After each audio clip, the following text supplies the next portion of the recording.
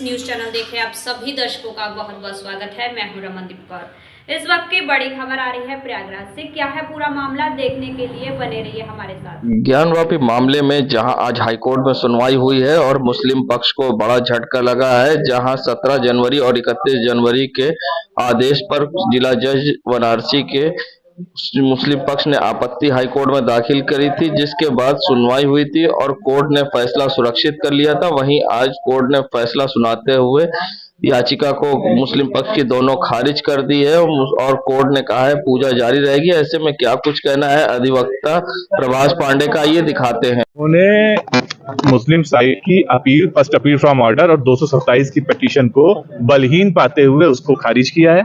ये कहा है कि जो आदेश डिस्ट्रिक्ट जज का था अपॉइंटमेंट ऑफ रिसीवर का और पूजा जारी रखने का, वो आदेश एज इट इज रहेगा। अब इसके बाद मुस्लिम साइड के पास ये ऑप्शन है कि या तो यहाँ पे ये रिव्यू दाखिल करें या फिर सुप्रीम कोर्ट में एसएलपी दाखिल करें। मुस्लिम पक्ष ने क्या तर्क दिया? मुस्लिम आज कोई तर्क नहीं हुआ, तर्क तो पहले ही हो चुका था। अब आज फैसला आया है और फैसला में उनकी तर्कों को कैसे उन्होंने रिबट किया है जज साहब ने, वो जो फैसला आ जाएगा वो हम तब बता पाएंगे। अभी जो ऑपरेटिव पोर्शन पढ़ा गया उसके हिसाब से उनकी याचिकाएं को खारिज कर दिया गया। मुस्लिम पक्ष के लिए अब ये तो भाई पूजा चलती रहेगी तो उनके लिए झटका तो है ही। तो सुप्रीम कोर्ट जाएंगे, जैसा मैंने पहले कहा। सुप्रीम कोर्ट नहीं रिव्यू कर सकते हैं, लेकिन रिव्यू बहुत मुझे जो लगता है वो स्पेशल अपील ही करेंगे। एक रिव्यू का ऑप्शन है यहाँ पे, वो जारी रहेगा।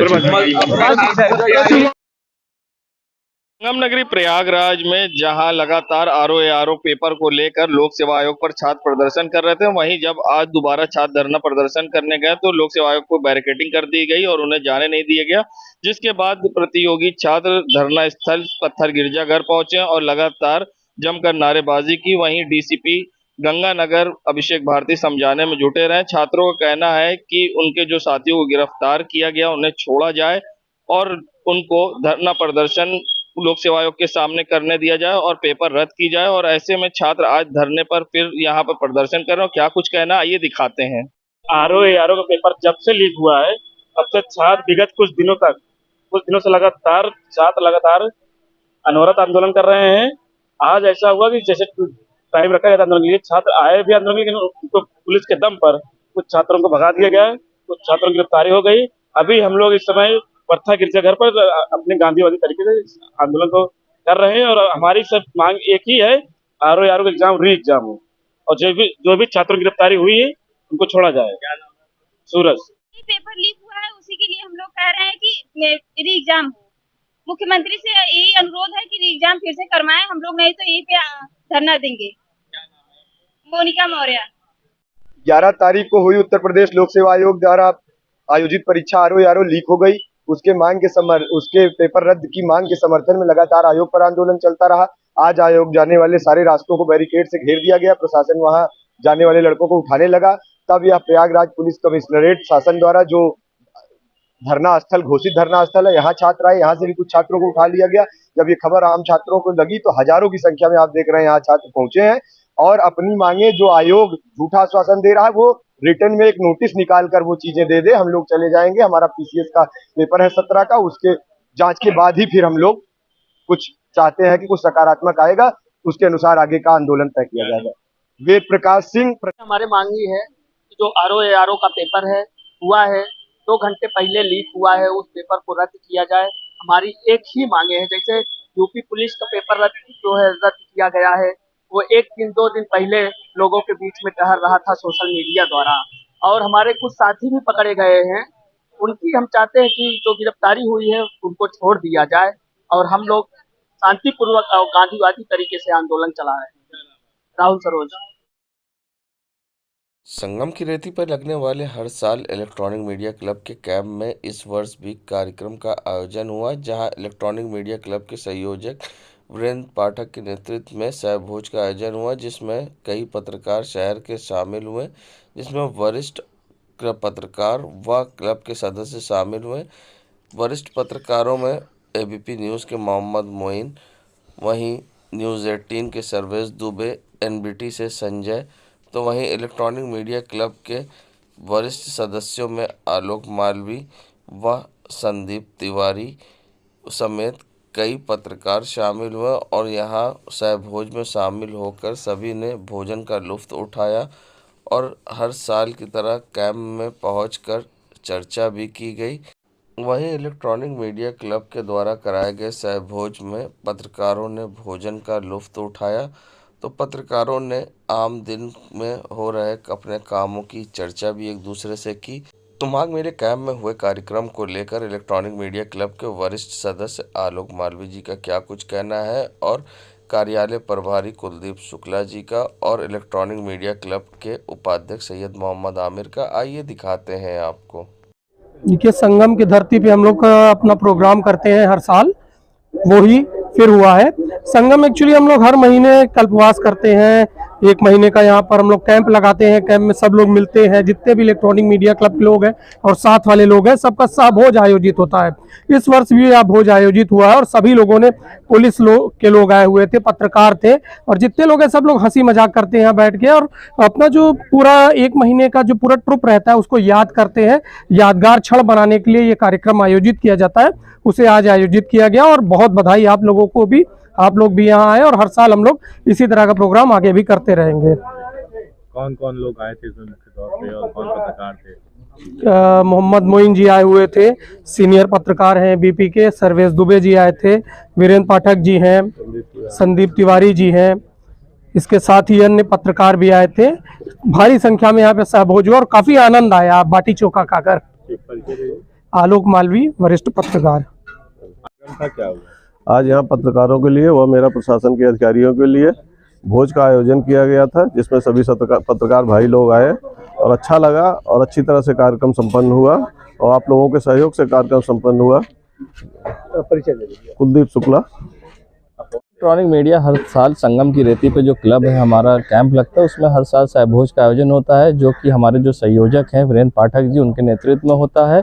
और इसमें सभी जो सीनियर और हमारे जो भी सहयोगी पत्रकार हैं वो सभी यहाँ आते हैं। जैसे कि आज भी लोग आए हैं, जैसे कि मोहम्मद मोइन एबीपी न्यूज़ से हैं, सर्वेश दुबे हैं न्यूज़ 18 से और संजय पांडे एनबीटी से हैं और आलोक मालवीय, संदीप तिवारी जी हैं और भी हमारे जो साथी पत्रकार हैं सभी यहाँ पहुँचे हुए हैं। और संगम की रेती पास सहभोज का आयोजन हुआ और एक दूसरे से मिलने का ये समय मिलता है, जिसमें हम लोग अपने काम से फुर्सत निकाल कर इकट्ठा हो पाते हैं। इलेक्ट्रॉनिक मीडिया क्लब के उपाध्यक्ष के तौर पर आमिर। ज्ञानवापी व्यास जी के तहखाने पूजा अर्चना की अनुमति लोअर कोर्ट वाराणसी ने दी, जिसके फैसले के खिलाफ मुस्लिम पक्ष ने हाईकोर्ट में आपत्ति दाखिल करी थी। सुनवाई होने के बाद जस्टिस रोहित रंजन अग्रवाल की कोर्ट ने फैसला सुरक्षित कर लिया था और आज ऐसे में फैसला आया है।